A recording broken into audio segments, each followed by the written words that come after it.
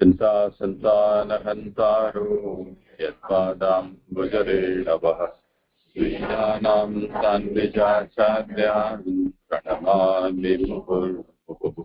यदनुग्रहतो जन्तुः सर्वदुःखान्तिको भवेत्।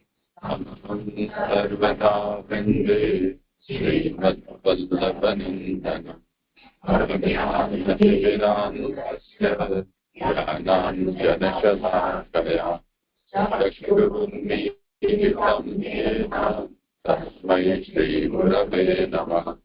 नमामि हृदये शेषे लीलाश्रीकाभिषायिनम् लक्ष्मीसहस्रलीलादिः सेव्यमानं कलानिधिम् चतुर्दश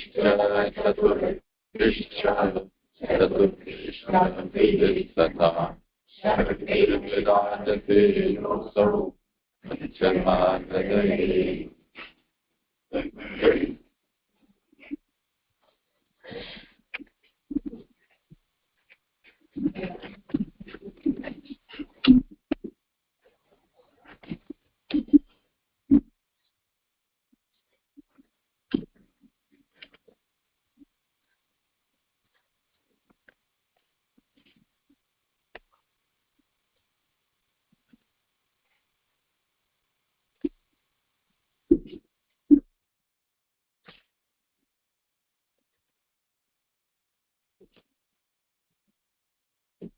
आज अपने उल्टे मार्ग का बहुत बड़ा दिन माना जाता है। प्राकट्य दिवस है संप्रदाय का।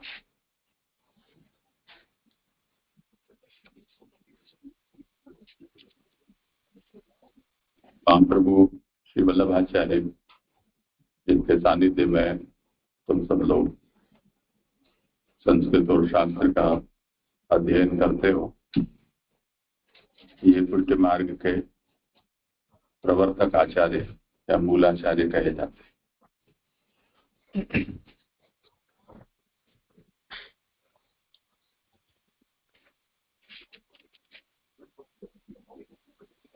आचार्य शब्द का अर्थ होता है आचिनोति शास्त्राणि स्वाचार्य स्थापयत्यपि उपदेशयति अन्यांश्च तमाचार्य प्रचक्षते। जो स्वयं शास्त्र को अच्छी तरह से पढ़े समझे,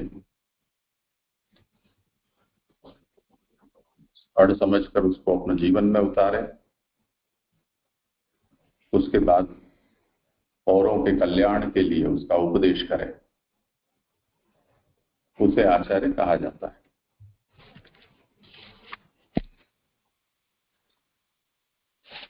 शास्त्र जो हमारे यहाँ है वो वेदादि शास्त्र कहे जाते हैं। शास्त्र का अर्थ है शास्ति इति शास्त्रम, जो शासन करता है। मित्रवत राजवत, राजा जैसे आज्ञा देता है, प्रजा को उसका पालन करना है। उसमें पूछा नहीं जाता है कि ऐसा क्यों। राजा ने जो कहा है, राजा हमारा स्वामी है, हमारा हित चिंतक है, इसलिए जो कहा है उसके अनुसार हमें जीना है। उसे हमें समझने का प्रयास कर सकते हैं, और ऐसा क्यों ये पूछ नहीं सकते। तो राजवत और मित्रवत दोनों तरह से शासन है। यानी अपराध होने पर दंडित भी करता है, कभी उसकी इच्छा हो किसी को पुरस्कृत भी कर देता है।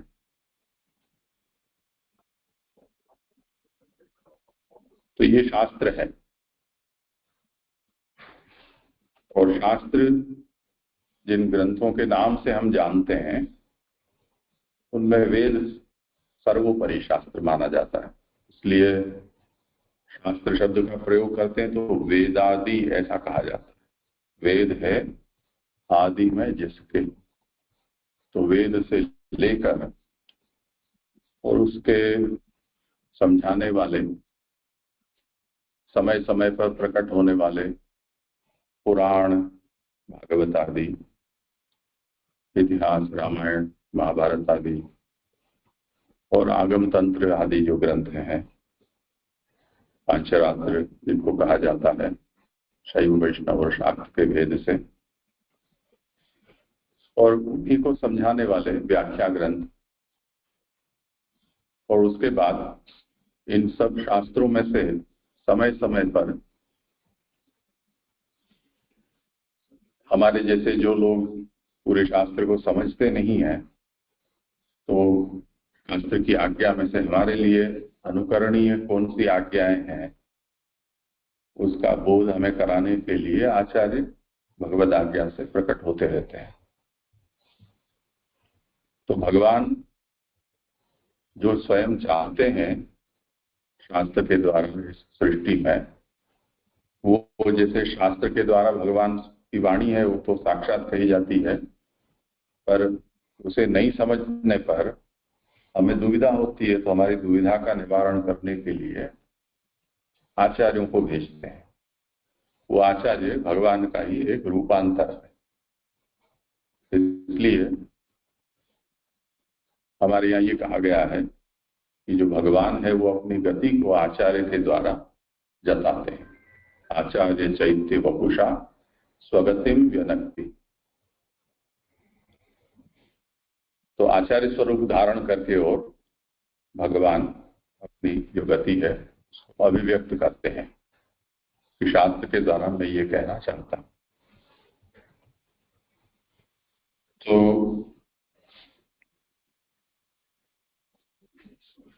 अभी आचार्य जो इन दिनों में हम सुनते हैं कि ये इस विद्यालय के प्रधानाचार्य या इस यूनिवर्सिटी या विश्वविद्यालय के प्राचार्य, ये आधुनिक शब्द हैं। यानी सरकार ने जिनको पढ़ाने के लिए उस स्थान पर नियुक्त किया है, उनकी जो पदवी है या उनके स्थान का जो नाम है वो प्राचार्य या आचार्य ऐसा कहा जाता है। वो जरूरी नहीं है कि शास्त्र को जानने वाला ही हो। गणित का भी कोई आचार्य हो सकता है, भौतिकी का भी हो सकता है, रसायन शास्त्र का भी हो सकता है। वो जो अन्य जो लौकिक शास्त्र है उनके भी वो ज्ञाता हो सकते हैं। तो वो एक अलग विषय है, हमें उसे यहाँ विचारणीय नहीं है। पर जो संप्रदाय प्रवर्तक आचार्य हैं, यहाँ हमें उनका विचार करना है। जो संप्रदाय होता है वो एक परंपरा है। तुम लोग जैसे कुल की परंपरा होती है, व्यवसाय की परंपरा होती है, प्रादेशिक परंपराएं होती हैं, भौगोलिक परंपराएं कई तरह की होती हैं।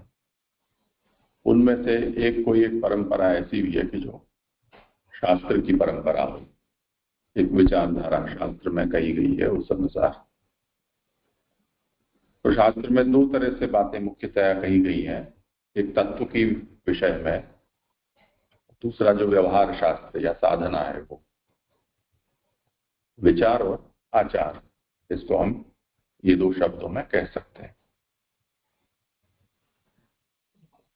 तो जो आचार्य होते हैं भगवद आज्ञा से वो अवतरित होते हैं, और भगवान जिस समय जिस प्रकार का आचार प्रवर्तित करना चाहते हैं उस आज्ञा के अनुसार वो आचार्य उपदेश करते हैं।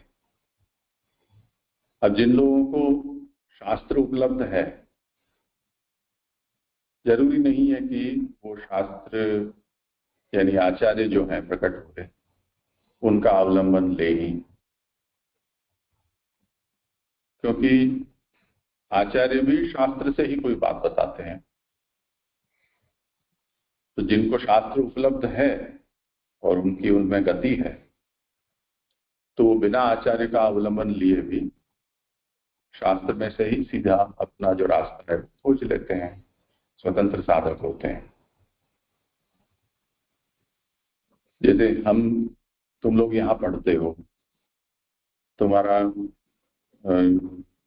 प्रवेश किसी विद्यालय के द्वारा सरकार मान्य विद्यालय में किया गया है, दाखिला तुम्हारा। तो तुम्हारी एक वो परंपरा में तुम दीक्षित हो, ऐसा कहा जाएगा। कभी रत्न मोती संस्कृत महाविद्यालय या रमण रीति या ब्रह्मांड घाट या हयग्रीव मातुर चतुर्वेद जो भी कुछ हो, तो ये एक परंपरा है जिसमें तुम दीक्षित हो।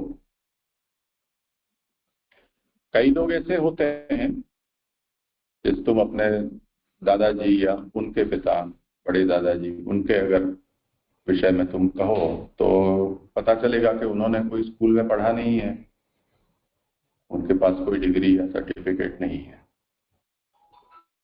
पर वो उन सब बातों को जानते हैं जिनको तुम अभी विद्यालय के द्वारा पढ़ते हो। क्योंकि विद्यालय तुमको जो ग्रंथ पढ़ाते हैं, मानो कि लघु सिद्धांत कौमुदी है या न्याय सिद्धांत मुक्तावली है, तर्क संग्रह हो या सांख्य तत्व कौमुदी हो,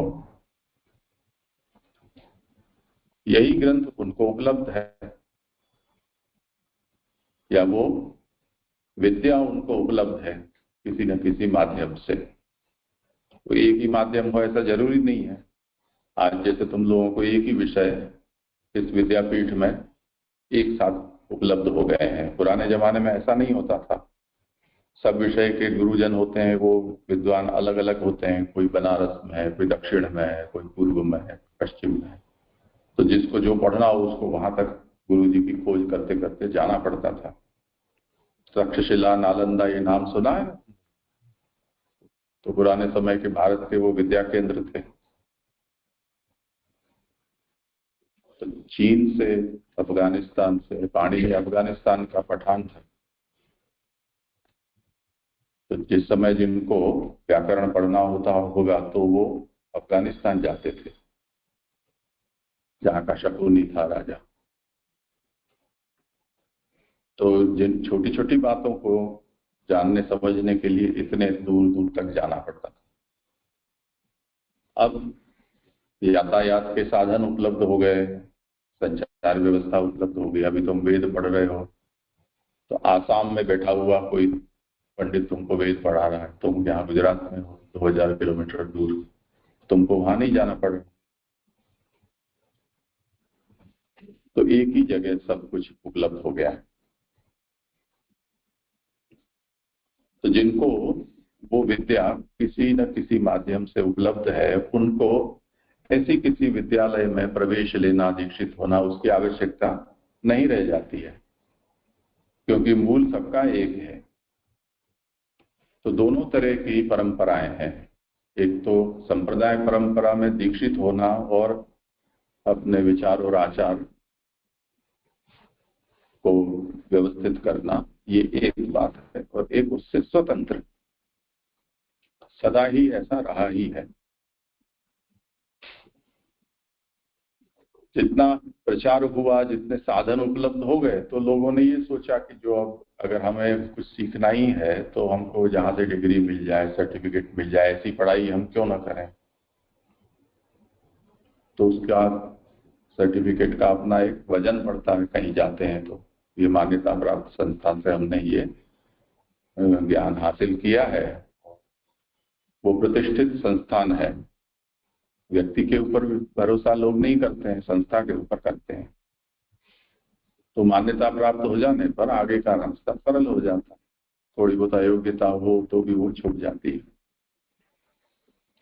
तो इस प्रकार से दोनों परंपरा रही है। संप्रदाय परंपरा यानी किसी आचार्य के द्वारा दीक्षित होकर अपने विचार और आचार को व्यवस्थित करना, और एक स्वतंत्र रूप से। अब जो स्वतंत्र रूप से करते हैं उनमें जैसे आज शंका रहती है, जैसे किसी को सरकारी नौकरी लेनी है तो जो स्वतंत्र अध्ययन करके जाता है उसको सरकार नौकरी नहीं देती है, उसको पद्मश्री दे देगी। जैसे हलधर नाग नाम के एक, जिनको अभी शायद लिखना भी आता है या नहीं संदिग्ध है, तो वो महाकवि हैं उड़ीसा के। तो भारत सरकार ने उनको पद्मश्री दी और वो खुद किसी विद्यालय में नहीं पढ़े हैं, पर उनके महाकाव्य विद्यालय में पीएचडी के लिए, शोध के लिए कई लोग उनके ऊपर संशोधन कर रहे हैं। तो उनके पास कोई ऐसी सरकारी डिग्री नहीं है, समझे ना। तो दोनों स्वतंत्र परंपरा हैं, पर सरकार को तो क्योंकि पूरी व्यवस्था चलानी है इतने बड़े देश की, 140 करोड़ लोगों की, अब उसमें किसी को बिना प्रमाण पत्र के सरकार अपने महकमे में किसी में नौकरी दे दे तो 140 करोड़ लोग उमड़ पड़ेंगे। फिर हम, न तो उस विद्यालय की जरूरत है, न कहीं पढ़ने की जरूरत है, न डिग्री की जरूरत है, न परीक्षा की जरूरत है। इसको मिली तो हमें क्यों नहीं मिल सकती है, तो समस्या हो जाती है। तो एक व्यवस्था के लिए योग्यता का एक मानदंड तय होता है कि नहीं, आपको अगर पढ़ना है, विद्या प्राप्त करनी है तो दीक्षित होना पड़ेगा। दीक्षित होने का आधुनिक संदर्भ में हम कहें तो किसी में प्रवेश लेना होगा, एडमिशन होना चाहिए। वो जो एडमिशन की प्रणाली है उसी को पुराने समय में दीक्षा कहा जाता था। आज जो ये हम लोग बैठे हैं उसमें इसी विषय पर विचार करने के लिए बैठे हैं कि आज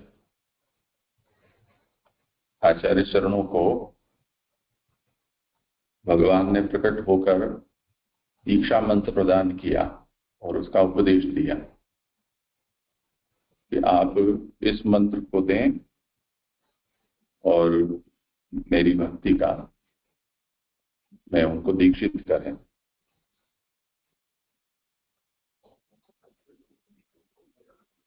तो इसीलिए आज का जो दिन है वो पुष्टि भक्ति संप्रदाय का प्रादुर्भाव का दिन माना जाता है। जैसे भगवान श्री कृष्ण जन्माष्टमी भगवान की हम मनाते हैं, भगवान का प्रादुर्भाव, उस तरह से आज का दिन है वो पुष्टि भक्ति संप्रदाय के प्रादुर्भाव का दिन है। और वो प्रादुर्भाव साक्षात भगवान के द्वारा हुआ है।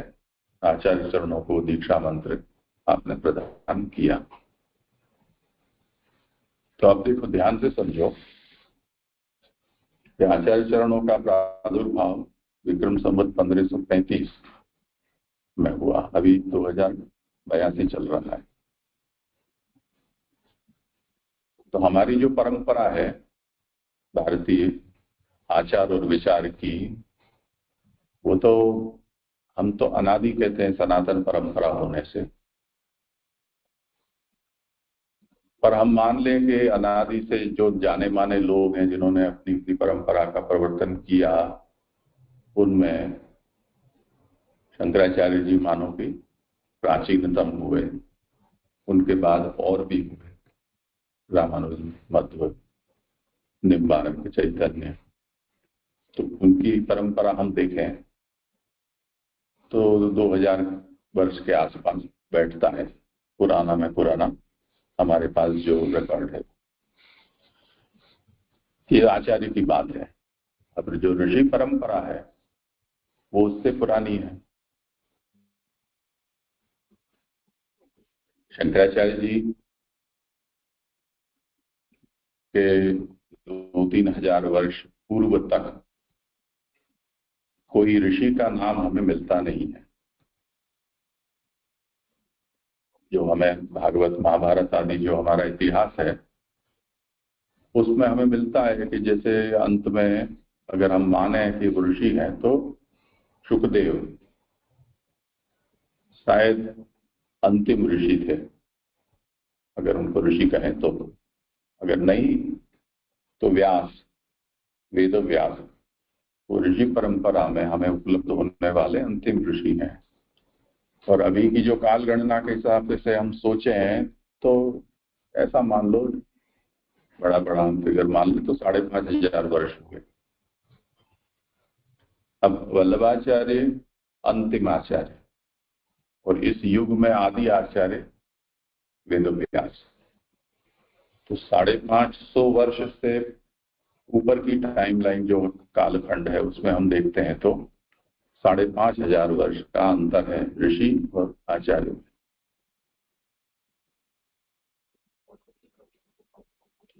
अब ध्यान से समझो कि उस विचार की परंपरा में वेदव्यास ने एक विचार जब स्थिर कर दिया, उसके बाद कोई ऋषि आया नहीं। यानी जिनको सभी लोग ऋषि के रूप में मान्य करें, ऐसा कोई नाम उसके बाद नहीं आया। तो उनके द्वारा जो भी शास्त्र प्रकट हुए, उनमें जो भी विचार और आचार हमारे सामने आया, वो सबको उपलब्ध है। शंकराचार्य को भी उपलब्ध है, वल्लभाचार्य को भी उपलब्ध है, जिसके आधार पर वो कुछ भी कह रहे हैं या आज हमें भी कुछ कहना है तो हमारे पास वही एक आधार है। 2-4 किताबें किसी को ज्यादा मिल गई, किसी को नहीं मिली, ऐसा हो सकता है, पर जो मुख्य कहे जा सकते हैं शास्त्र ग्रंथ, वो सबको उपलब्ध है। अब जो परंपरा व्यास तक थी, उस परंपरा में अब देखो दीक्षा की बात कर रहे हैं हम, कि दीक्षा मंत्र की होती है, इसीलिए छोटा नाम दीक्षा है। वैसे बोला जाए तो मंत्र दीक्षा। मंत्र गुरु के द्वारा दिया जाता है, वो दीक्षा मंत्र है या मंत्र की दीक्षा है। वो मंत्र जितने भी हैं, जिनमें तुम लोग जैसे जो उपनीत हो, उनको ये पता होगा कि गायत्री एक मंत्र है, ठीक है ना। अब जो मंत्र होता है वो एक शक्ति है, ऐसा समझो।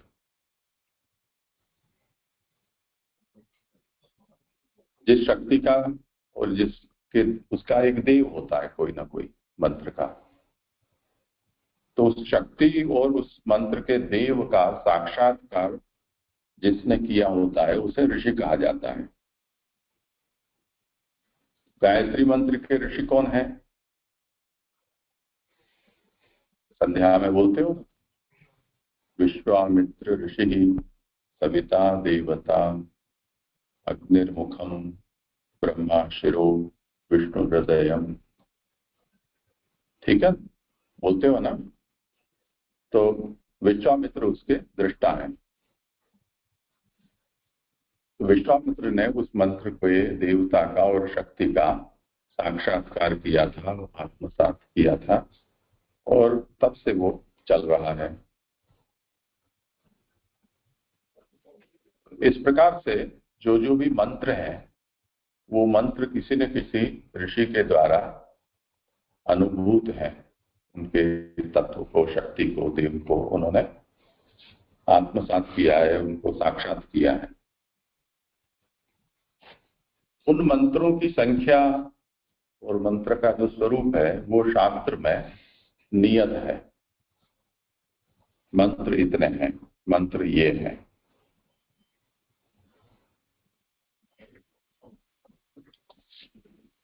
अब उसके बाद अब उनकी संख्या को हम सोचे तो कोई गिन नहीं सकता, इतने अपार मंत्र हैं।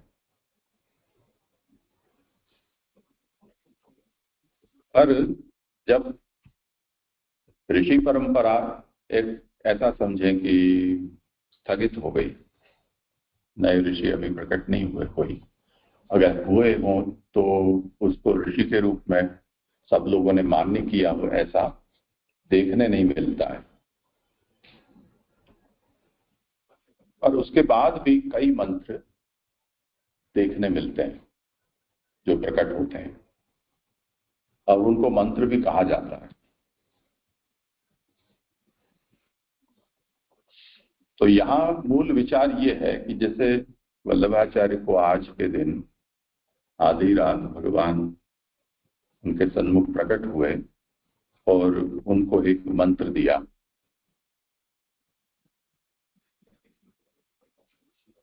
अब वो जो शब्द हैं उनको हम मंत्र कह सकते हैं क्या, ये प्रश्न है। ये तकनीकी प्रश्न है, श्रद्धा का विषय अलग है। हमें वल्लभाचार्य के पर श्रद्धा है और हम उनको हमारा आचार्य गुरु उपदेशक सुहृद मानते हैं, और वो जो भी कहते हैं वो हमारे कल्याण के लिए है। उनके हृदय में कोई कपट नहीं है, उनको कोई पाखंड का प्रवर्तन नहीं करना है, निस्वार्थ है, तो वो क्यों गलत कहेंगे। उस दृष्टि से उन्होंने जो कहा उसको हम सिरोधार्य कर लें, ये एक बात है। पर तकनीकी दृष्टि से हम इसे सोचें, यानी शास्त्रीय दृष्टि से सोचें, तो किसी भी व्यक्ति को चाहे किसी भी प्रकार से प्राप्त हुआ हो कोई शब्द, उसको मंत्र कहा जा सकता है कि नहीं, ये विचारणीय मुद्दा है। तुम लोग जैसे आजकल ये डिजिटल सब साधनों से परिचित हो, तो देखो एक ध्यान से मैं अभी तुमको उसका उदाहरण देता हूं। अभी ये फोन लॉक हो गया, ठीक है ना। अब मैं फोन को चालू करता हूं तो ये फोन ये पूछेगा कि आप कौन हो, मैं खुलूं कि नहीं खुलूं। तो अभी ताला लगा हुआ है इसमें। अब तुम्हारे पास भी हाथ है, आंख है, मुंह है, शक्ल है, तुम इनको खोल कर बताओ, तो ये फोन नहीं खुलेगा। क्यों नहीं खुलेगा? तो उसमें मैंने ताला लगाया है, तो मेरी चाबी से खुलेगा। अगर कई तरह के ताले इसमें होते हैं, नंबर से खोल सकते हैं, आवाज से खोल सकते हैं, शक्ल दिखाकर खोल सकते हैं, हमारी उंगली से फिंगरप्रिंट से खोल सकते हैं, और भी कई सारे होंगे इसके प्रकार। अब इसको जो मंत्र दिया गया है वो मंत्र मेरी उंगली है, वो लगने पर ही ये खुलेगा। तो उंगली होना पर्याप्त नहीं है, किसकी उंगली है ये तय होना पड़ेगा, समझे ना। इस प्रकार परंपरा से जो हमें मंत्र प्राप्त हुए हैं वो मंत्र में मंत्रत्व है, वो प्रसिद्ध है, सर्वमान्य है। अब जो नए मंत्र हैं जिनको हम कहने के लिए मंत्र शब्द को लगा देते हैं, उनकी मंत्र रूपता होती है कि नहीं, यानी उससे ताला खुलेगा या नहीं। मंत्र से होता क्या है, जैसे गायत्री मंत्र है, गायत्री का कोई पुरस्चरण करता है, तुम लोग संध्या करते हो, तीनों समय उसका पुरस्चरण किया जाता है। गायत्री के 3 स्वरूप कहें, वो सावित्री रूपा है, गायत्री रूपा है और सरस्वती रूपा है। वेद माता कही जाती है। अब उस भावना से यदि हम गायत्री का पुरस्चरण करते हैं तो वेद खुलना चाहिए ना। उसका परिणाम क्या है कि आपके सामने वेद खुल जाया, अगर उस चाबी को आपने लगाया तो।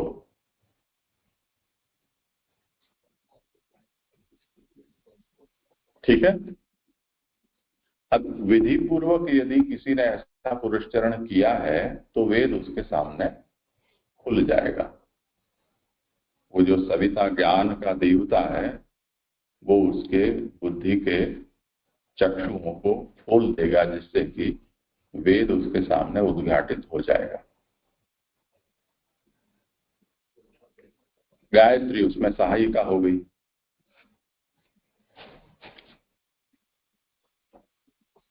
तो ये तो परंपरा से अनुभूत है कि गायत्री एक मंत्र है, उनमें उसके छंद, ऋषि, देवता इत्यादि ये हैं, और इस प्रकार की उसकी साधना है, और उसे अधिकारी के द्वारा सांगोपांग करने पर ये परिणाम उसको प्राप्त होगा।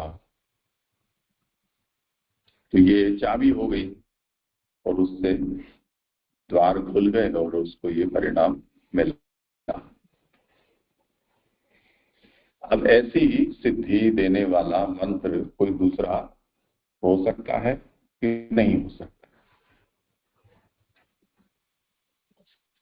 तो हम संभावना का अगर हम सोचें तो हम ये पूछ सकते हैं कि भाई आप ऐसा क्यों सोचते हो कि नहीं हो सकता है? जैसे किसी ने, यहाँ देखो कितने ताले लगे हुए हैं ये अलमारियों में, इनकी ताले बनाने वाले ने साथ में तीन तीन चाबियां दी हैं। तो वो तीन चाबी में से कोई भी चाबी लगाओगे तो वो ताला खुल जाएगा। मानो कि तीनों चाबियां खो गई तो क्या ताला नहीं खुल सकता है? ऐसा थोड़ी है। हम नहीं खोल सकते ये अलग बात है, पर जो ताला खोलने वाला होता है वो ज्यादातर सरदार जी होते हैं सब जगह। यहाँ भी वो सरदार जी हैं, हम उनको बुलाएं कि भाई हमारा ताला चाबी खो गई है, आप खोल दीजिए, तो वो कुछ कुछ करके खोल देता है। एक शब्द है उसके लिए, मास्टर की।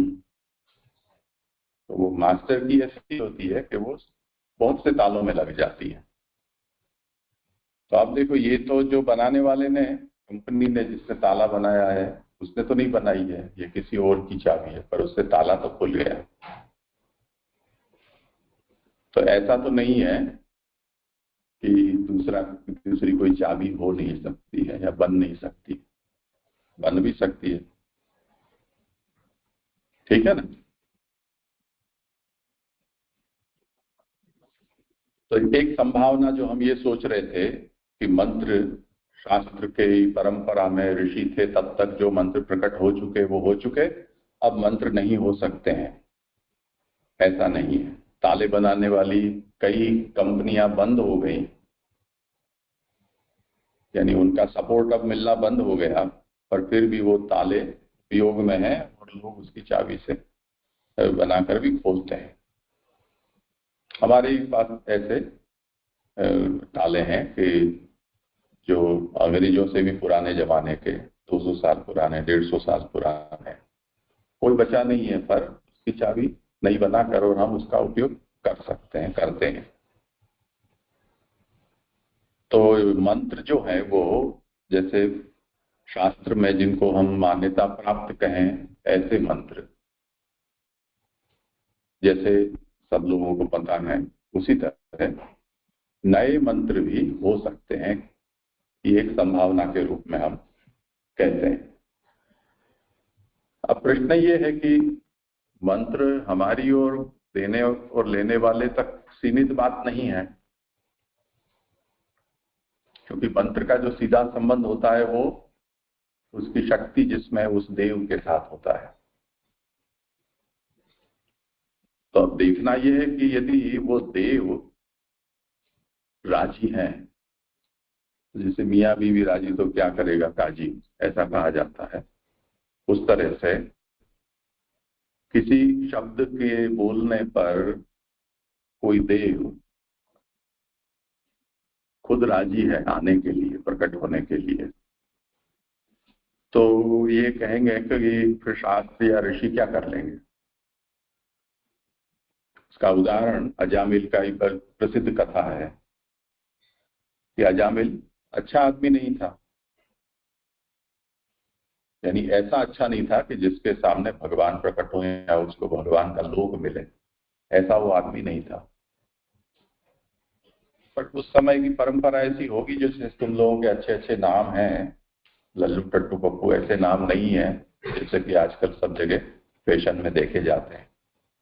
तो श्यामू है, मुरलीधर है, आदित्य है, ऐसे अच्छे अच्छे नाम हैं। ऐसे अजामिल ने भी अपनी परंपरा में बड़े अच्छे नाम रखे, नारायण ऐसा। अब मरते समय उसने नारायण, अपने प्यारा बच्चा था तो उसको बुलाया।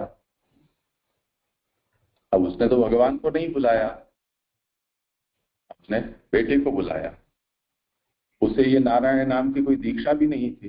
वैसे नारायण अष्टाक्षर मंत्र है, ओम नमो नारायण ऐसा मंत्र है, पर उसने तो वो मंत्र की जो साधना, यानी ऋषि देवता छंद और उसका भी जो कुछ भी अंगन्यास करन्यास करना होता है, ऐसा सब कुछ किया नहीं था। उसने तो मरते समय याद किया अपने बच्चे को, तो विष्णुदूत आ गए। तब ये मंत्र कैसे हो गया? मंत्र की शक्ति बेटे के नाम के उच्चार करने पर कैसे वहां प्रकट हो गई, ये तो हमें सोचना होगा। वैसा होता है कि नहीं होता है? ये तो शास्त्र में वर्णित कथा है। तो इसमें हमें ये समझना होगा कि एक तो मैंने जो तुमको उदाहरण दिया कि सरकारी नौकरी अगर आपको चाहिए तो सरकार उस नौकरी के लिए अर्हता किसकी है, उसके लिए वो योग्यता के मानदंड है वो प्रकाशित करती है कि इतने इतने प्रमाण पत्र होने चाहिए, ये उम्र होनी चाहिए, ये जाति वातियों का प्रमाण पत्र होना चाहिए, ऐसा सब जो कुछ भी हो सो वो जाएगा। और वो यदि में खरा उतरता है तो उसको नौकरी मिल जाएगी। अगर सरकार ये चाहती है, जैसे कई सरकार के पास ये स्वतंत्रता होती है अधिकारियों के पास कि वो अपनी इच्छानुसार कोई अपना सहायक किसी को नियुक्त कर सकते हैं, तो वो आसमान में से किसी को भी उठा लेंगे, आ जाओ तुम हमारे यहाँ, मुझे जरूरत है। उसमें आपकी योग्यता कोई मायने नहीं रखती है, या अयोग्यता भी मायने नहीं रखती। उसमें नियामक क्या हुआ, उसकी इच्छा। इसको प्रमेय बल या कृपा बल कहा जाता है। तो अब हमारे पास दो व्यवस्था हो गई, एक साधन या प्रमाण की और दूसरी कृपा या प्रमेय की। तो जहां पर कृपा बल से कुछ काम हो रहा है, वहां आपके पास क्या साधन है, क्या योग्यता है या क्या अयोग्यता है, उन सब चीजों का कोई महत्व नहीं रह जाता है। और जहां पर साधन बल से काम चल रहा है, तो भले किसी की आप सिफारिश लेकर क्यों नहीं आए हो, अगर ये खाना पूर्ति नहीं हुई है तो काम आप नहीं हो सकता है, सीधी बात है। आया समझ में? तो इसी तरह जो भगवान की व्यवस्था है उसमें भी दो तरह की व्यवस्थाएं हैं। एक तो भगवान ने जो शास्त्र प्रकट कर दिया है, जिनको हमने आरंभ में देखा वेदादि शास्त्र, उस व्यवस्था के अंतर्गत जो जो भी चाबियां आपको दी गई है, मंत्र, उसको उपयोग करने का जो प्रकार है वो बताया गया है। तुम लोगों ने कभी एटीएम का या क्रेडिट कार्ड का, नेट बैंकिंग का ऐसा किसी का उपयोग किया है? तुम लोगों ने देखा होगा किसी को करते हुए। तो उसमें कितनी सूक्ष्म सब प्रक्रिया होती हैं, जरा सा भी इधर उधर करो तो नहीं होगा, ठीक है ना? आपको जैसे कहा है उसी तरह से करना होगा।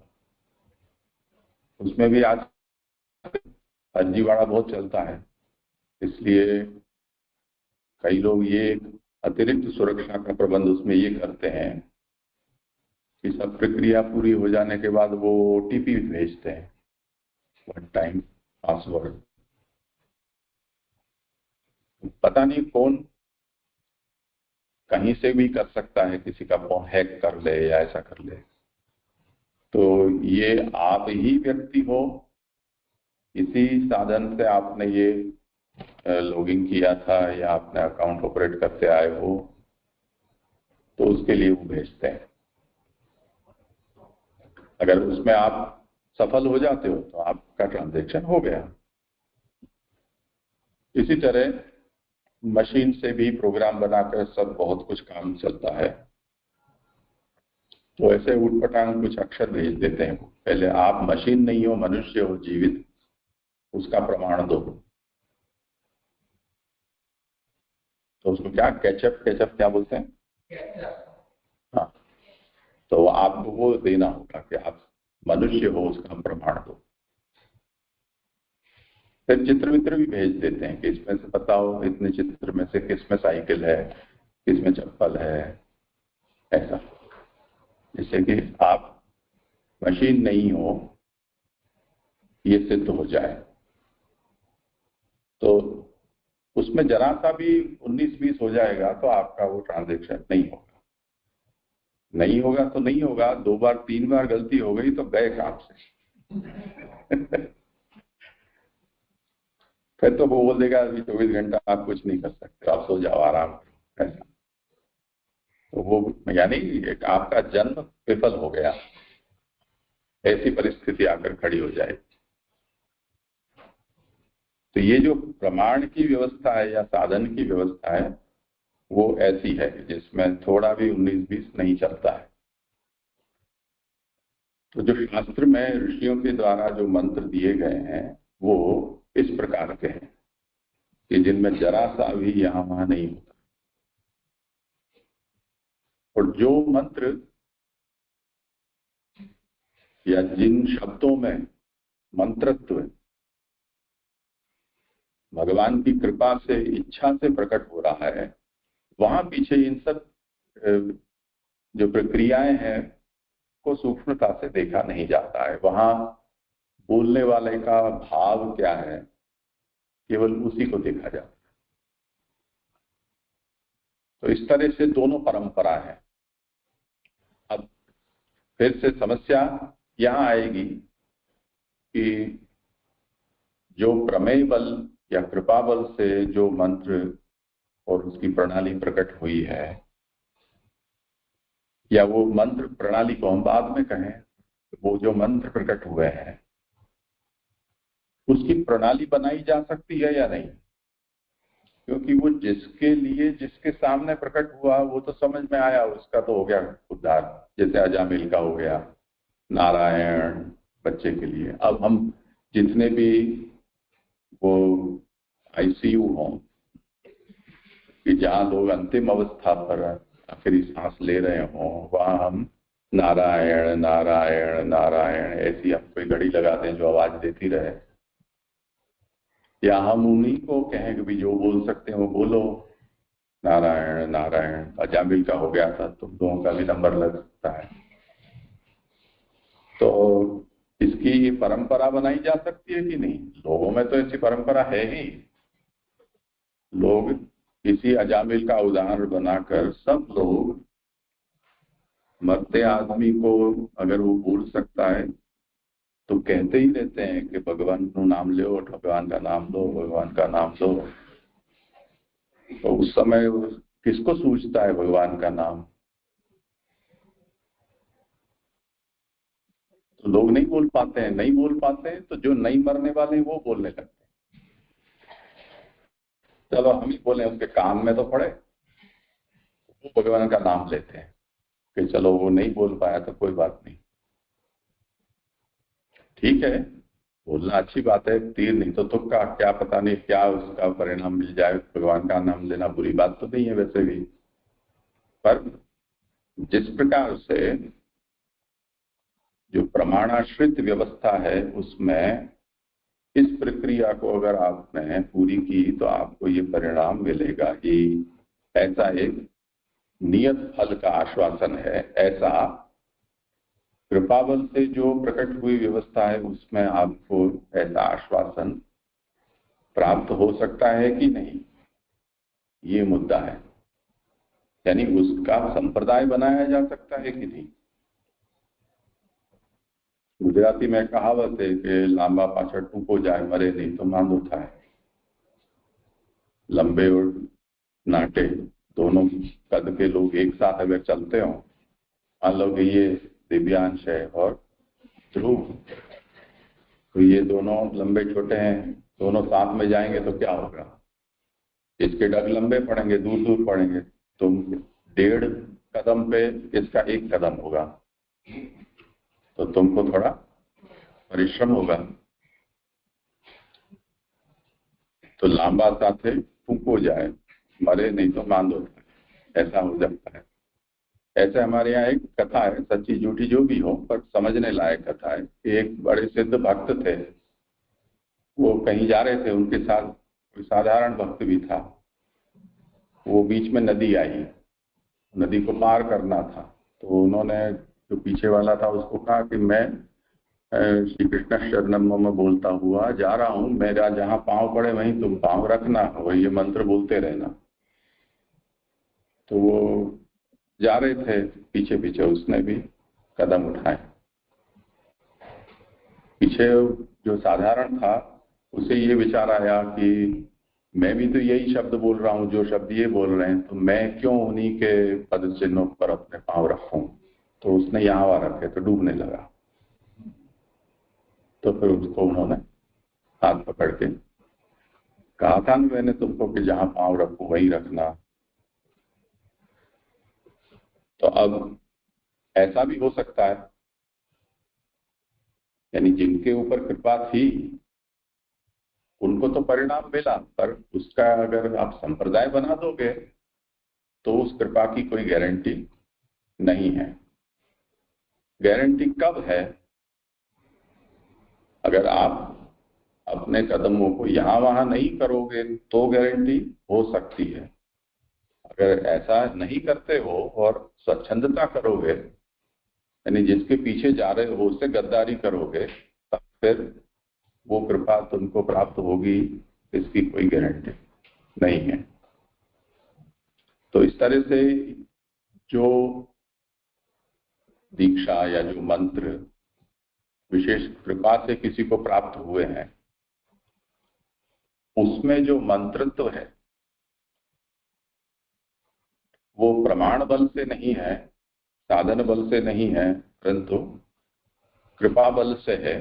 पर वो कृपा बल भी यदि जिसके अनुसारी आप हो उसके साथ अगर आप धोखा नहीं करते हो, उसी के नक्शे कदम चलते हो, तो आपको उसकी कृपा मिलने की संभावना रहती है। तो मूल बात ये है कि दोनों परंपराओं में ऐसा संभव है। शुरू में हमने इस विषय को इस तरह से उठाया था कि जो परंपरा प्राप्त मंत्र हैं, शास्त्रीय मंत्र हैं, ऋषि परंपरा के समाप्त हो जाने के बाद जो मंत्र नए प्रकट हुए हैं, उन मंत्रों में मंत्रत्व होता है या नहीं होता है। तो हमने उसका ये विचार किया कि हमारा ऐसा कोई दुराग्रह नहीं है कि उनको हम शास्त्रीय मंत्र के रूप में ही स्थापित करें, तो उनका शास्त्रीय होना अनिवार्य है ऐसा हम नहीं कह सकते हैं। तथापि प्रमेय बल से उनमें मंत्र रूपता स्वीकार की जा सकती है और इसके उदाहरण उपलब्ध है। ये एक विषय हुआ। दूसरा विषय ये है कि यदि शास्त्र में जिस प्रकार से मंत्र का, किसी मंत्र का मंत्रत्व है, उस प्रकार से सांप्रदायिक जो मंत्र हैं उनका मंत्रत्व कहना आवश्यक है या नहीं। मत कहो मंत्र, क्यों उन शब्दावलियों को आप वहां से उठा रहे हो कि जो शब्दावली आपके यहाँ नहीं थी या उसकी योग्यता आपकी नहीं है। उसका उदाहरण मैं देता हूं कि जैसे सरकार विद्यालय चलाती है, डिग्री देती है। मुझे ये विचार आया कि चलो मेरे पास भी कुछ विद्या है, तो मैं विद्या के लिए मैं अपनी एक व्यवस्था खड़ी कर दूं। जैसे हम लोगों ने यहाँ उल्टी मारी ये परीक्षा का पाठ्यक्रम शुरू किया था, उसकी 5 किताबें भी निकली, हिंदी, अंग्रेजी, गुजराती भाषा में। उसकी परीक्षाएं भी होती थी, उनके प्रमाण पत्र भी दिए जाते थे।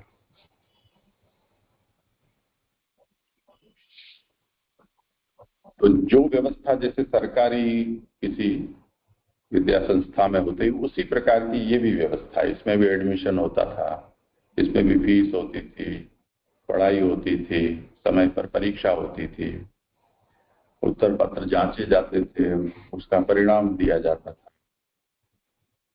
तो जो भी व्यवस्था होती थी उसी प्रकार की ये भी एक व्यवस्था थी। अब सरकार, आप कहाँ ये कर रहे हो, वहां के जो प्रशासन है उसके क्या कायदे कानून है, उसके अधीन ये बात होती है।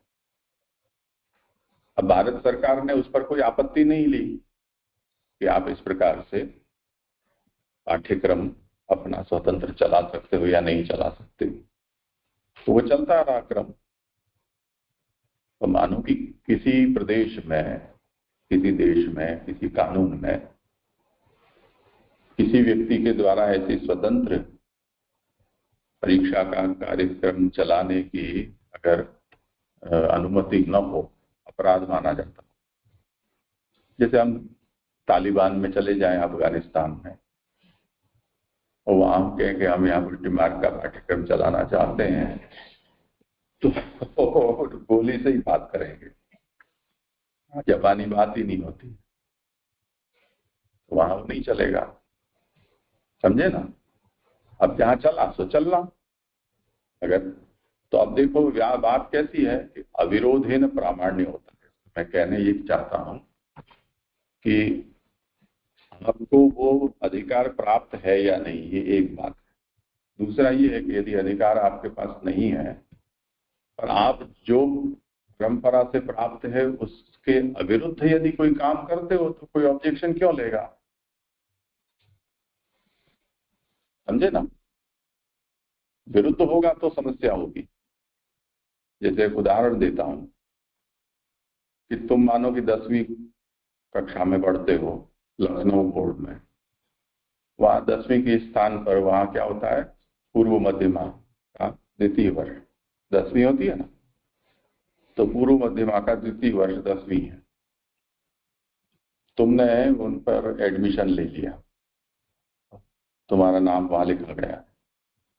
दूसरी ओर क्योंकि तुम यहाँ वल्लभाचार्य विद्यापीठ में हो, तो गुजरात में हो, तो तुमने सोचा कि अब मेरे पास समय बचता है तो मैं गुजरात बोर्ड में यहाँ की एसएससी जो होती है उसकी भी परीक्षा में दे दूं, तो यहाँ भी तुम एडमिशन लेने जाओगे और मान लो किसी तरह से ले लिया तो तुम अयोग्य घोषित हो जाओगे। भारत का कानून ये तुमको परमिशन नहीं देता है कि दो राज्य के दो बोर्ड में तुम एक ही कक्षा में या एक से अधिक कक्षा में एक साथ तुम पढ़ाई कर सको, तो तुम अयोग्य घोषित होगे, क्योंकि उसका विरोध है परस्पर। वो सोच समझ कर दिया गया है कि आप दो नाव में पांव रखना जैसे घातक होता है, कहावत है, उस तरह से यहां भी ये वस्तु मान्य नहीं होती, क्योंकि तुम दो जगह न्याय नहीं दे सकते। इतनी गंभीर पढ़ाई है वो तुम पूर्णकालिक विद्यार्थी के रूप में नहीं कर सकते। हाँ, पर ये और बात है कि तुम उससे अविरुद्ध कुछ काम करना चाहो तो कर सकते हो। जैसे कोई करस्पॉन्डेंस कोर्स और पत्राचार का कोई ऐसा अभ्यासक्रम हो जैसे अभी हम लोग कर रहे हैं कि तुम्हारा लखनऊ बोर्ड में अलग चल रहा है, सुबह 5 बजे से जो वेद का है वो अलग चलता है, अब हमको 6 से 10 तुम्हारा संपूर्णानंद का कर्मकांड का अलग से चलेगा, तो वो अविरुद्ध है एक दूसरे से।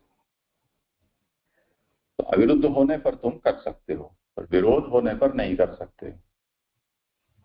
तो जब हम किसी दीक्षा प्रणाली को सोचते हैं, उसका विरोध परंपरागत या शास्त्रीय जो प्रणाली है उसके साथ विरोध है तो वो आपका मान्य नहीं हो।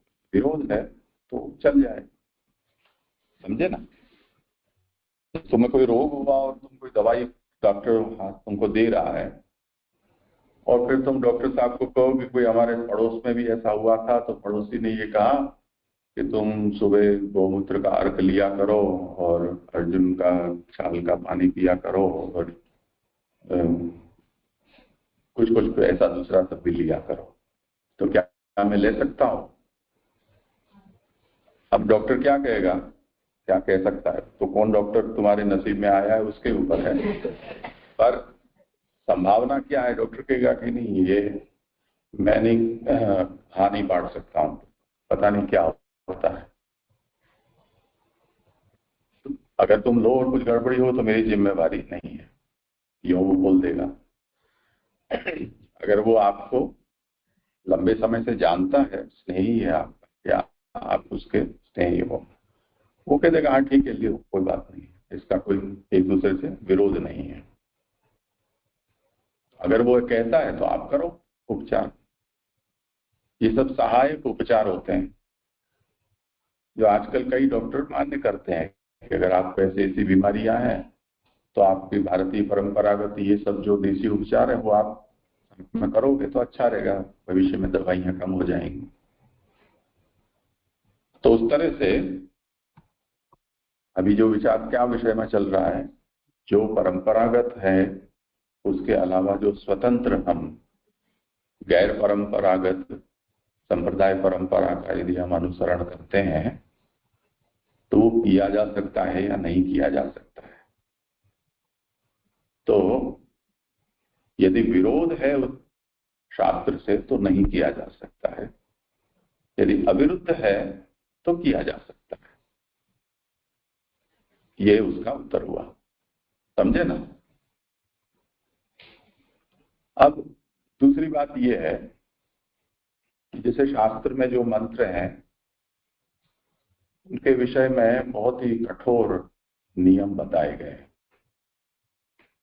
पंचतंत्र में उसकी ये कथा आती है कि मंत्र यदि 4 कानों के बीच में रहता है तो सुरक्षित है, 6 कान तक गया तो खत्म मंत्र, यानी तीसरा नहीं आना चाहिए मंत्र के उच्चार में, शब्द के श्रवण में या उपदेश में। तो मंत्र की ऐसी गोप्यता मानी जाती है, स्वीकारी गई है। षट्कर्णों विद्यते मंत्र, 6 कान में गया तो मंत्र समाप्त हो गया, अब उसकी शक्ति नहीं रहेगी। तो उस तरह से ये एक नियम है। ऐसे कई और भी नियम है मंत्र के। जैसे तुम लोग और मंत्र के बारे में जानते हो या नहीं जानते हो, गायत्री का तो तुम लोग करते ही हो। तो जब गायत्री का जप करते हैं उससे पहले हमें उसका अंगन्यास करन्यास करके उसके देव का आवाहन हमारे भीतर करना होता है। और जिसके द्वारा वो मंत्र प्राप्त होता है उसका आभार व्यक्त करते हैं। जिन जो उस मंत्र के देवता हैं उनका अभिवादन करते हैं। उनका आवाहन करने के बाद फिर उनका विसर्जन भी किया जाता है, आया तो वरदा देवी। तो इस प्रकार से बड़ी उसकी सुव्यवस्थित प्रणाली है। इस प्रकार से जो परंपरागत शास्त्रीय मान्यता प्राप्त मंत्र नहीं है, पर जो शास्त्र से स्वतंत्र मंत्र हैं, उनके विषय में भी क्या ये सब आचार या इस प्रकार की सावधानियां आवश्यक है या नहीं। क्योंकि उसमें सभी जगह एक रूपता प्राप्त नहीं होती है। उसका उदाहरण हम अपने यहाँ हमारे यहाँ करते हैं उल्टे मार्ग का। तो तस्मात् सर्वात्मना नित्यम श्री कृष्ण शरणम मम वदन्ति सत्यम स्थेयमित्येव मे मते, ऐसा कहा है। तो अष्टाक्षर मंत्र को कहीं भी कभी भी कोई भी किसी भी तरह से उसका जप कर सकता है, जप या उच्चार कर सकता है, ऐसा उसमें स्वातंत्र्य है। और मंत्रों के विषय में सभी जगह ऐसा अगर वो कहें तो बहुत आलोचना हो जाती है। यानी आजकल लोग फैशन में मंत्रों के साथ बहुत ज्यादा छूट लेने लगे हैं। लाउड स्पीकर पर बजते हैं, फिर वो ढोल नगाड़े के साथ उसको बजाते गाते हुए नाचते हैं, ऐसा सब करते हैं। तो ये जो वैदिक परंपरागत मंत्रों के साथ ऐसा सब होता है तो उसकी निंदा करते हैं। तो ऐसा नहीं किया जा सकता है। इसी प्रकार किसी भी अवस्था में, जैसे सफर में जा रहे हो तो मंत्र जप रहे हो, कुछ लोग शौचादि क्रिया करते हैं तब भी इनका मर्यादा नहीं रखते हैं। तो इन सब संबंध में हमारे यहाँ की कोई एक व्यवस्थित नियमावली है कि इन नियमों को हमें पालना चाहिए। अगर ऐसा नहीं करते हैं तो क्या होता है, उन नियम का पालन नहीं करने पर वो मंत्र की शक्ति, देवता तिरोहित हो जाते हैं। और इस बात को महाप्रभु वल्लभाचार्य ने भी कृष्णाश्रय ग्रंथ में, साधन प्रकरण में, इन सब स्थानों पर बहुत ज्यादा विस्तार से सब समझाया है कि देश काल, द्रव्यकर्ता, मंत्र, कर्म, ये सब अब नष्ट हो जाने से जो भी शास्त्रीय मंत्र हैं और जितने भी साधन हैं, उन सब की शक्ति कुंठित हो गई है। तो हमें उनका शास्त्र शुद्ध रूप से आचरण करना चाहिए, ये आग्रह आप श्री का भी है। तो उस स्थिति में यदि हम जो आधुनिक मंत्र हैं या अर्वाचीन मंत्र हैं, अथवा जिनको हम सांप्रदायिक मंत्र कहते हैं, अष्टाक्षर आदि जैसे मंत्र को, तो उनके विषय में क्या उसकी रीति नीति होनी चाहिए, यानी जो मंत्र, शास्त्रीय मंत्र की जो मर्यादा है वो सभी की सभी मर्यादा इनके ऊपर लागू होनी चाहिए या नहीं होनी चाहिए, या उसमें कुछ छूट हो सकता है, छूट हो मिल सकती है। तो इस विषय में हमारे यहाँ इसको शास्त्रीय परिभाषा में ये कहा जाता है कि इनका अतिदेश यहाँ मानना चाहिए या नहीं। यानी जैसा शास्त्रीय मंत्रों के बारे में है वैसा कि वैसा सांप्रदायिक मंत्रों के बारे में भी है, ऐसा आप कहना चाहोगे? अब कहोगे तो क्या होगा कि शास्त्र के नियम गले पतित होंगे। नहीं कहोगे तो मंत्र का मंत्र तो नहीं रह जाएगा। षट्कर्णों विद्यते मंत्र, जैसे अपने लाउड स्पीकर पर मंत्र बजाना शुरू कर दिया तो अब तो इसमें कोई रहा ही नहीं मंत्र जैसा।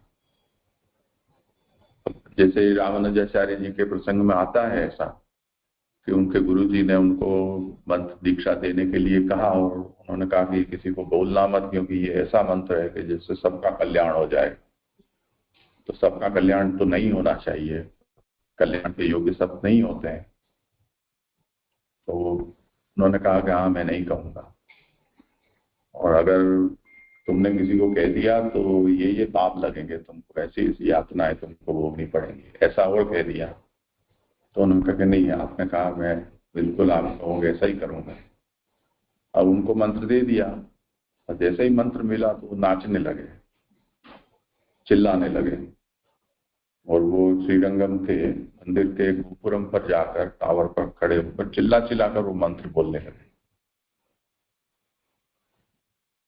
एकदम उनकी चसक गई, इसे कहते हैं ना गुजराती में, ऐसे मिलने के साथ एकदम ऐसा आवेग आया, सब मर्यादा की तोड़ दी उन्होंने। अब तो वो मंत्र कैसे रहा।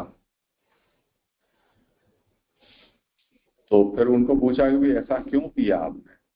क्योंकि जिससे सबका कल्याण हो उसमें अगर एक आध मेरे जैसे को कहीं नरक वर्ग मिल भी जाए तो क्या फर्क पड़ता है, मर जाए। वो मंत्र बोलते बोलते जाएंगे, नारकी जीवों का भी उद्धार हो जाएगा।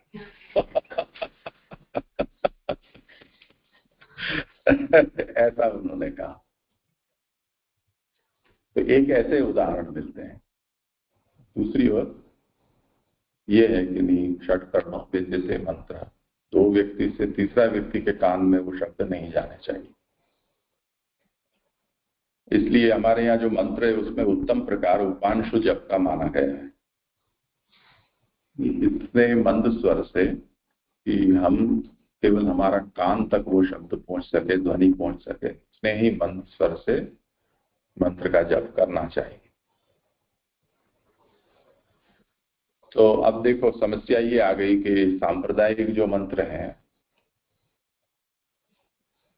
अब हम हमारे व्यवहार में भी तो हम ऐसा ही करते हैं।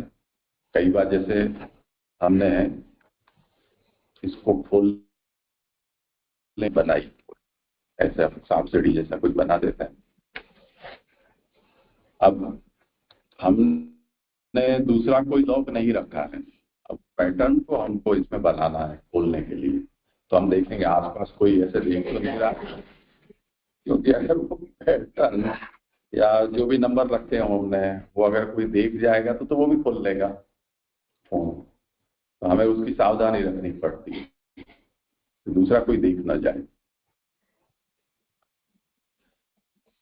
अब वैसे ऐसा ये कोई कानूनी समस्या नहीं है, मुझे पता नहीं है आजकल नए कानून में क्या है कि अगर आपने किसी के फोन का लॉक खोल दिया तो क्या जेल होगी या क्या होगा, इस विषय में कोई कानून है या नहीं। सबकी व्यक्तिगत अपनी एक प्राइवेसी होती है, प्राइवेसी का सिद्धांत इसमें लागू हो सकता होगा कि भाई आपने किसी की अनुमति के बिना उसके फोन को एक्सेस कर लिया, तो वो कितना बड़ा अपराध है वो अभी पता नहीं क्या है कानूनी स्थिति उसकी। तो मंत्र जो होते हैं उनमें परंपरा दोनों तरह की देखी जाती है, हमारे यहाँ भी ये परंपरा है। जैसे अष्टाक्षर मंत्र है उस विषय में उसको पूरी छूट दी गई है, पर हमारे यहाँ के दो मंत्र है, समर्पण मंत्र भी है। समर्पण मंत्र में ऐसी छूट नहीं है कि आप उसको कहीं भी बोलो कैसे भी करो। तो उसमें उसकी गुप्तता, पवित्रता, उसके अर्थ और भाव को समझना और उसको संजो के रखना ये अनिवार्य माना गया है। अब इसमें कारण क्या है, ये जो लचीलापन है कहीं कुछ और कहीं कुछ, ऐसा क्यों? तो उसमें ये बात समझनी चाहिए कि उसका उदाहरण यहाँ है। जो पहले तो मैंने सोचा था कि ये जो दीक्षा चतुष्टयी पुस्तक है उसकी जो भूमिका है उसको पढ़ के करेंगे, पर तुम लोग यहाँ सामने हो तो इसलिए मुझे पूरा बदलना पड़ा विचार अपना। तो इसमें उसका एक उदाहरण दिया गया है कि कोई एक फल हो जिसके ऊपर या उसकी छिलका होता है, वो उसकी रक्षा के लिए होता है। वो उसकी जब तक गुप्तता रहती है तब तक वो भीतर का जो उसका गूदा होता है फल वो सुरक्षित रहता है, और यदि उसकी ऊपर से छाल को हमने निकाल दिया तब फिर वो भीतर का सड़ने लगता है। तो मुख्य वस्तु ये है। अब हमें यहाँ ये समझना है कि जो मंत्र होता है वो तो आपको प्रवेश के वक्त मिला है। मंत्र अपने आप में कोई सिद्धि नहीं है। जैसे किसी को चाबी मिल गई, चाबी थोड़ी सिद्धि है। चाबी से दरवाजा खुलेगा, फिर भीतर आपको जो कुछ भी है सिद्धि तो वहां है। मानो कि खजाने की चाबी हो तो वहां जो पैसा सोना रखा है वो आपकी सिद्धि है। यदि रेफ्रिजरेटर की मिल गई तो उसमें आइसक्रीम या चॉकलेट रखी हुई है, वो सिद्धि हुई, समझे ना? तो सिद्धि तो वहां है, चाबी में थोड़ी कोई सिद्धि होती है, वो साधन है। पर साधन इस अर्थ में बड़ा ही महत्वपूर्ण है कि उसमें उसके भीतर सब सुरक्षित है। तो जिस प्रकार छिलका जरूरी है उस प्रकार से मंत्र उसको उसकी भी आवश्यकता है। उसकी आवश्यकता इसलिए है क्योंकि उसके भीतर बड़ा खजाना भरा पड़ा है जिसको गोप्य रखना बहुत जरूरी है। तो मंत्र जिस शरण और समर्पण के भाव की दीक्षा है वो भाव मुख्य रूप से गोप्य होता है। तो उस भाव को बोलना, उस भाव को अपने हृदय में संजोना और उस भाव की अभिव्यक्ति के रूप में जो प्रभु की सेवा, स्मरण, भक्ति आदि हम करते हैं, उसके ऊपर ये एक बहुत बड़ा ताला लगा जिसका ये मंत्र है। तो जितना महत्वपूर्ण भीतर का है उतना ही महत्व है वो उसके ऊपर की कवच का भी है। अगर वो कवच गया तो गया। जैसे वो कर्ण के उदाहरण में मिलता है कि कवच कुंडल उसको दिए हुए थे इंद्र ने, जिसके कारण वो अभेद्य था, अवध्य था। तो भगवान ने युक्ति से उस कवच को ले लिया, फिर उसमें दम नहीं रहा। तो उस प्रकार से अब जो अंतिम मुद्दा था इसमें हमने ये देखा था कि सांप्रदायिक जो दीक्षा मंत्र होते हैं उनकी रक्षा के लिए जो शास्त्रीय मंत्र की प्रणाली है गोप्यता की और अन्य सब, वो रखनी आवश्यक है या नहीं है? अगर है तो क्यों? तो उसमें उस प्रश्न के उत्तर में हमने ये देखा कि वो जिस भाव की, जिस साधना की दीक्षा दी जाती है, वो भाव मुख्यतया रक्षणीय होता है और वो रक्षा इस मंत्र के द्वारा होती है। यानी ये उसका प्रवेश है। यदि आपने उस दरवाजे को या ताले को खोल दिया तब सब कुछ अंदर का उगड़ जाएगा, फिर आपके हाथ में कुछ नहीं रहेगा। तो इस बात को बताने के लिए अपने यहाँ इन चीजों को भी गोप्य रखा गया है। और उसके लिए बड़ी रोचक कथा हमारे यहाँ ये मिलती है कि जब भगवान आज की मध्य रात्रि को आचार्य चरणों के सन्मुख प्रकट हुए और आचार्य चरणों ने जो भी अपनी चिंता थी कली के जीवों की उद्धार की, वो आपने आप श्री के सन्मुख रखी, तो उसके समाधान के रूप में भगवान ने उनको पंचाक्षर मंत्र और उसका उपदेश वो दिया। उस समय आचार्य चरण के एक शिष्य दामोदर दास उनके बगल में थे, थोड़ा दूर कहीं लेटे हुए थे। तो लेटे लेटे ही उन्होंने भगवान और अपने गुरु का संवाद सुना तो सभी कुछ सुना।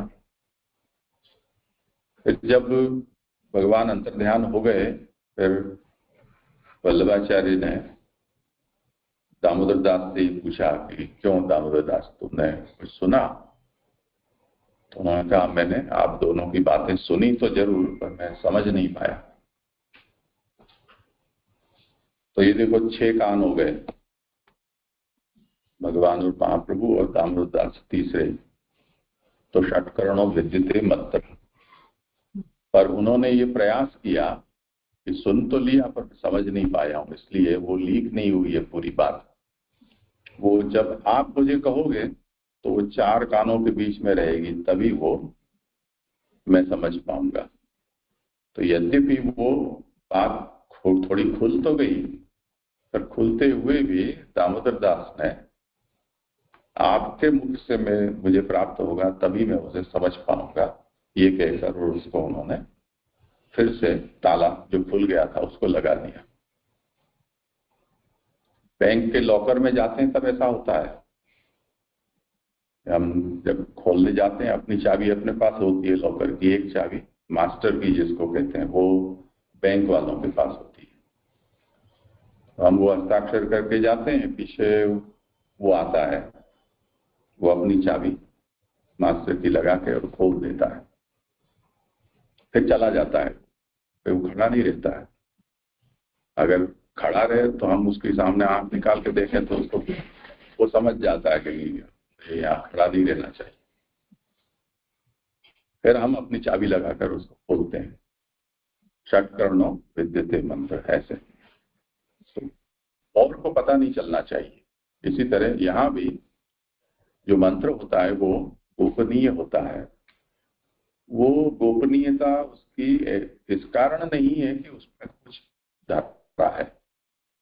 मंत्र शब्द है, उसमें कुछ नहीं है, वो छिलका है।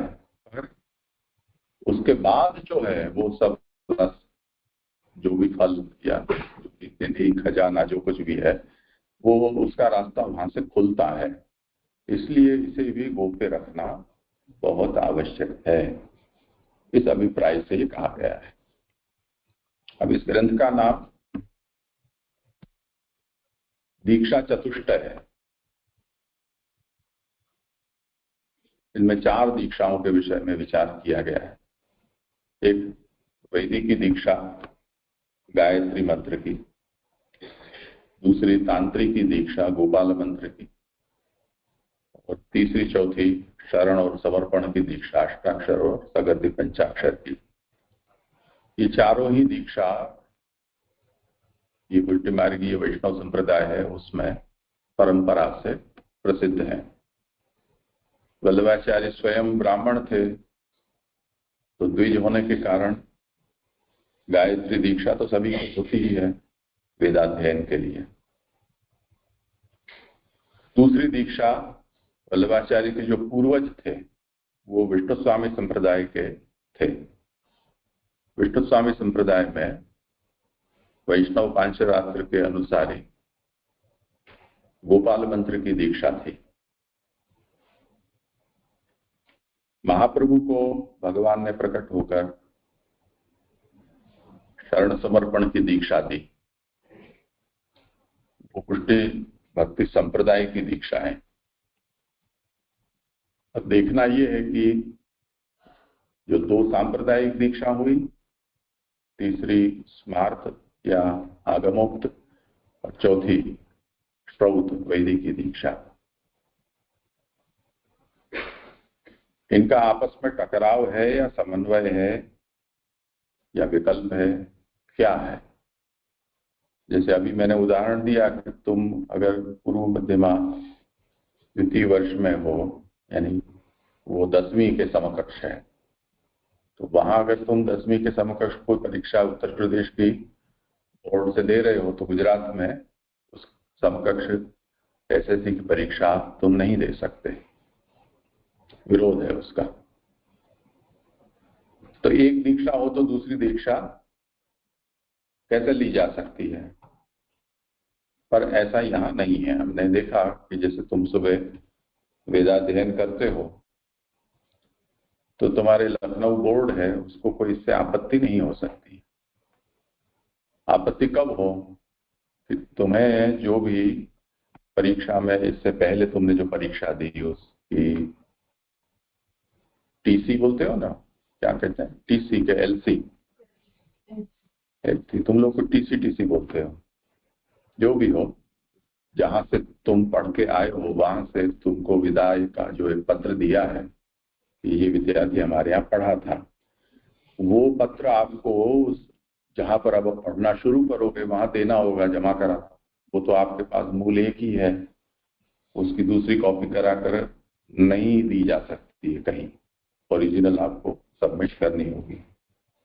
तो अगर आपने वो सबमिट कर दी तो वहां आप लॉक हो गए। अब आप दूसरी जगह उसके आधार पर, उस योग्यता के आधार पर पढ़ाई नहीं कर सकते हो। अब मानो कि कोई विद्यालय ये कि हमको तुम्हारी उसके एलसी या टीसी की जरूरत नहीं है, हम तो उसके बिना भी तुमको पढ़ा सकते हैं, पढ़ो। तो न लखनऊ वालों को कोई आपत्ति होगी, ना दूसरी जगह पढ़ रहे हो वहां आपकी कोई आपत्ति हो सकती है, समझे ना? तो जब विरोध नहीं है तो आप मान्य है, आप पढ़ सकते हो। इस तरह से जो वैदिक की पढ़ाई है उसके लिए गायत्री दीक्षा है। ठीक है, आप करो, पढ़ो, आपके सब आगे के जो कर्म कांड है वो सब इस योग्यता के आधार पर हो सकते हैं। अगर आप इसके अतिरिक्त और कोई दूसरा कुछ नहीं करना चाहो तो मत करो, मरोगे तब तक आपको ये काम आएगा, आपका काम कहीं अटकेगा नहीं। और कोई ये कहेगा कि नहीं, इतने से मुझे संतोष नहीं है, मुझे देवाराधन करना है। अगर आपको आराधन करना है तो फिर आपको जिसकी भी आराधना करनी हो, उस आराधना के लिए आवश्यक जो भी अन्य जो दीक्षा मंत्र है वो आपको लेने होंगे।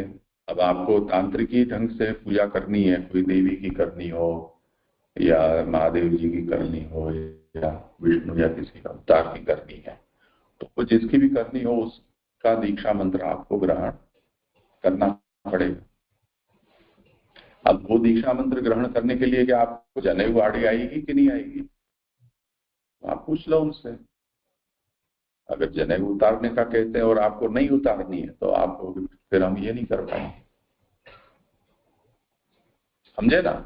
तो तांत्रिकी भी आपकी चली और ये भी चली, श्रोत दोनों चली। अब ये कर रहे हो उसमें आपको फिर जैसे साक्षात भगवता प्रोक्तम तदक्षर उच्यते, भगवान प्रकट होकर भगवान ने कहा कि मेरी सेवा समर्पण करने के लिए आपको आत्मनिवेदन करना होगा। तो आपने आत्मसमर्पण भी किया। अब भगवान ने जो सांप्रदायिक की दीक्षा दी है तो भगवान ने क्या वहां ये शर्त रखी है कि आपको जनेऊ उतारनी पड़ेगी या गोपाल मंत्र की जो दीक्षा ली है वो दीक्षा आपको?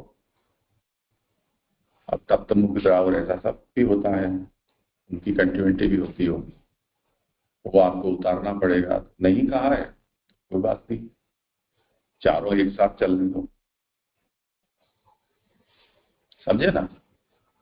कई लोगों में ऐसी सरनेम होती है, द्विवेदी, त्रिवेदी, चतुर्वेदी, सुना है ना?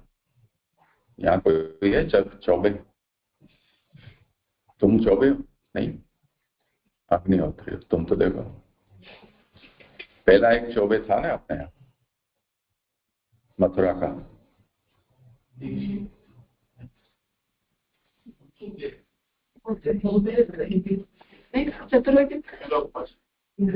एक था ना कोई यहाँ। तो अब वो चौबे है। चौबे तो खैर ब्रजभाषा में कुछ भी किसी को शब्द को बिगाड़ देते हैं, पर चौबे का मतलब है चतुर्वेदी, जिसने 4 वेद पढ़े हो। अब ऐसा हो नहीं सकता है, जैसे तुम लोग अभी पढ़ रहे हो शुक्ल यजुर्वेद पढ़ रहे हो, उसकी माध्यन्दिनी शाखा। हमारी जो शाखा है वो कृष्ण यजुर्वेद है, तैत्तिरीय शाखा है। अगर मैं किसी गुरु जी के पास जाकर ये कहूं कि मुझे आप शुक्ल यजुर्वेद माध्यन्दिनी शाखा पढ़ाए, मना कर देगा कि संभव ही नहीं है इस जीवन में। आप उस माँ के पेट से जन्म लो कि जिसकी शुक्ल यजुर्वेद की माध्यन्दिनी शाखा हो। क्योंकि व्यास जी ने, उनके शिष्यों ने शाखा का विभाजन करके वो परंपरा को फिक्स कर दिया कि इस परंपरा में जो पैदा होगा उसको इस वेद की रक्षा करनी है, इस शाखा की, उसको यही वेद पढ़ना है। तो वो दूसरा वेद नहीं पढ़ सकता है। अगर दूसरा वेद पढ़ना है तो क्या करना होगा? अब माँ से, दूसरी माँ से जन्म कहाँ से ले जीते जी? तो उसके लिए तो मरना पड़े, तो पुनरुपनयन होता है। तो एक वेद का सांगोपांग अध्ययन संपन्न हो जाए, उसके बाद दूसरे वेद को पढ़ने के लिए पुनरुपनयन होता है।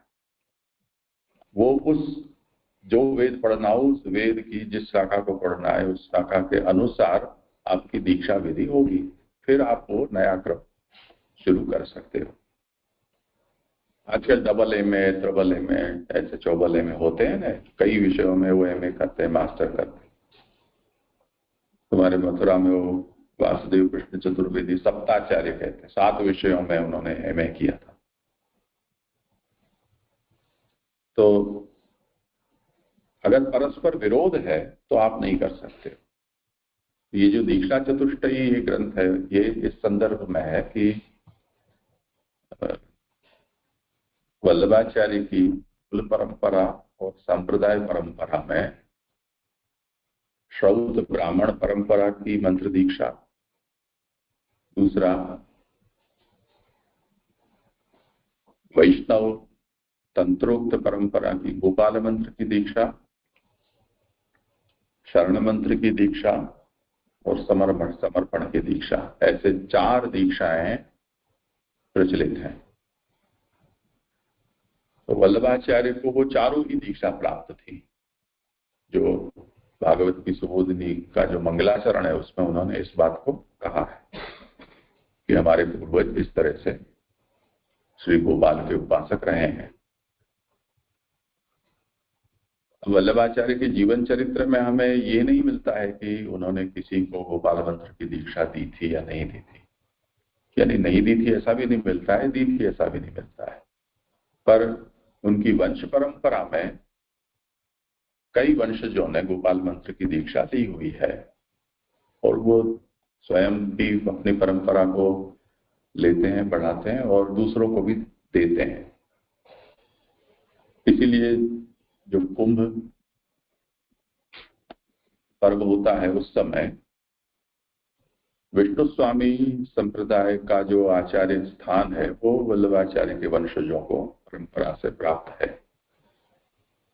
तो वैसे आम दिनों में तो कोई विष्णु स्वामी वाले टकराते नहीं है हमसे, पर अगर कुंभ में जाएं तो वहां विष्णु स्वामी संप्रदाय के जो भी साधु संत या अन्य वो भक्त होते हैं, वो उस संप्रदाय के आचार्य के रूप में वल्लभाचार्य के वंशजों के पास आते हैं कि ये हमारा अखाड़ा है, हमारा ये कैंप है। तो वो परंपरा हमारे यहाँ रही है, उसमें विरोध नहीं है। करना क्या है? दीक्षा के लिए आवश्यक जो भी कर्तव्य का निर्वाह है वो हमें करना होगा। जैसे उपनयन संस्कार है, गायत्री की दीक्षा है, तो उस दीक्षा को निभाने के लिए हमें 3 समय संध्या, आश्रमानुसार हमारे जो भी कर्तव्य हैं वो, और उसका जप आदि, और दीक्षा सूत्र है उसकी पवित्रता को रखना इत्यादि, ये सब जो आवश्यक कर्म है वो हमें करने होते हैं। इसी तरह यदि आपको गोपाल मंत्र की दीक्षा है, तांत्रिक वैष्णव दीक्षा है, तो उस दीक्षा को निभाने के लिए, उस मंत्र के लिए जो आवश्यक गोपाल उपासना है, वो मंत्र का पुरुषचरण है या शालिग्राम की पूजा अर्चना है, वो आपको करनी होगी। उसके अतिरिक्त अगर आपको सांप्रदायिक की दीक्षा और है, शरणागति की और समर्पण की, तो उसके जो नियम है उसके अनुसार आपको रहना है। अगर आप ये चारों को निभा सकते हो, चारों दीक्षाओं को लो, नहीं निभा सकते हो तो जितना निभा सकते हो उसी की दीक्षा लेनी चाहिए। दीक्षा अपने आप में कोई सिद्धि नहीं है, साधना को आरंभ करने की एक अनुमति है। जो साधना आप कर ही नहीं सकते हो उसकी दीक्षा लेकर अनधिकार चेष्टा करनी, वो एक अतिरिक्त दोष हो जाता है। तो ऐसा दुस्साहस नहीं करना चाहिए। तो इन सब विषयों का निरूपण है वो इस भूमिका में पूज्य गोस्वामी श्री श्याम मनोहर जी ने किया है। बहुत कुछ तो आपने कहा है, वही मैंने कहा, पर कुछ और बातें भी तुम लोगों को समझ में आ सके उसके लिए, सरलता के लिए जोड़ी है। और इसके अतिरिक्त इसमें ये जो चारों चार मंत्र का जो मैंने उल्लेख किया, इसके ऊपर जो विवृतियां हैं प्राचीन आचार्यों की, उनको भी इसमें साथ साथ प्रकाशित किया गया है। तो गायत्री भाष्य है, इसी तरह गोपाल मंत्रांत व्याख्या है,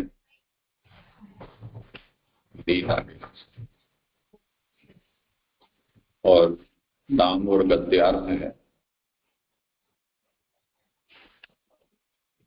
वो सब विषय तो ऐसे हैं कि जो यथाधिकार है वो ही अध्ययन किया जा सकता है और उसको ज्यादा पढ़ा जा सकता है, अन्यथा तो दीक्षा मंत्र को उद्घाटित करने का अपराध लग जाता है।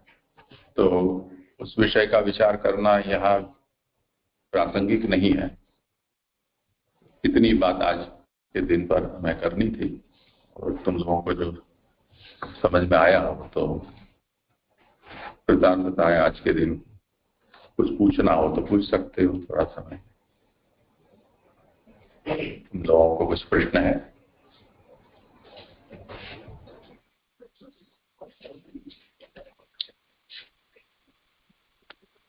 ठीक है, तो यहाँ आज